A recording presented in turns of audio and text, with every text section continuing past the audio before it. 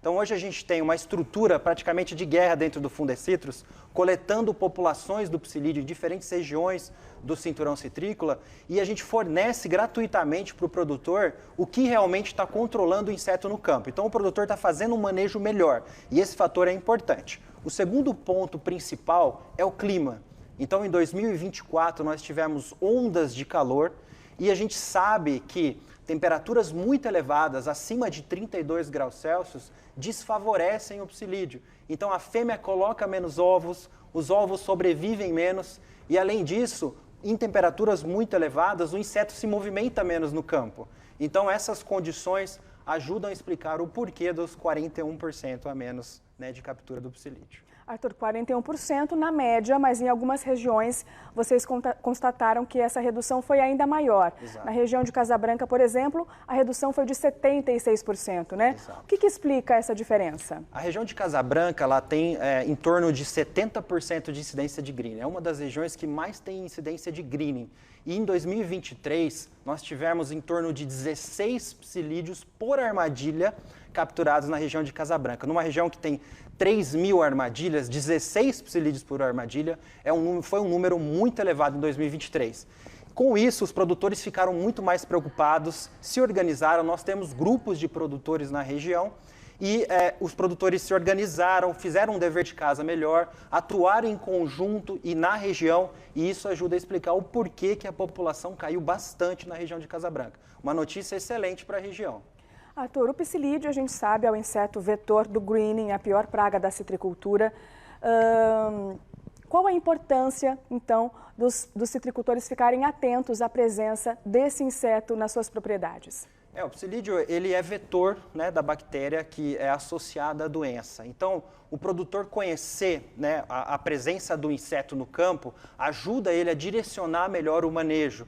Então, o monitoramento do inseto no campo com os painéis amarelos ajudam a dizer quando o psilídeo está chegando na propriedade e onde o psilídeo está chegando na propriedade. E, além disso, o monitoramento do inseto ajuda a dizer se o trabalho que o produtor está fazendo na sua propriedade ou na região está surtindo efeito, né? Então, se ele está capturando menos inseto, significa que as táticas de manejo estão funcionando. Então, existe um sistema de alerta contra o psilídeo dentro aí dos pomares. Exato.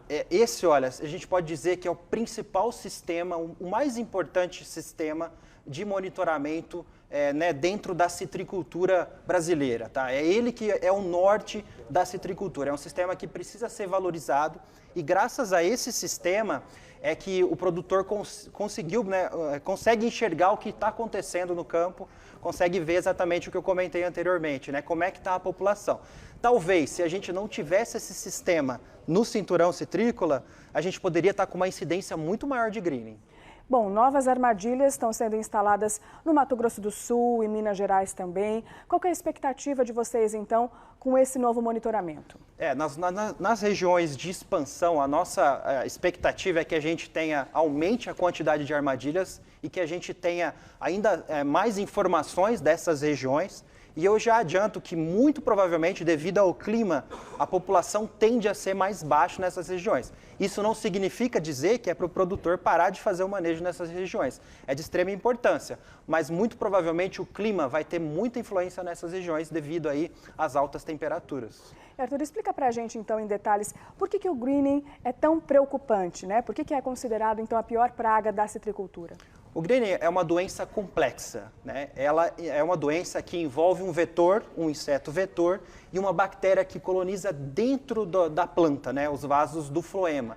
E é uma doença que não tem uma medida só curativa, não existe uma bala de prata para você controlar essa doença.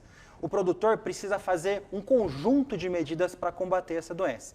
E um detalhe importantíssimo é que não depende só de mim, produtor, né?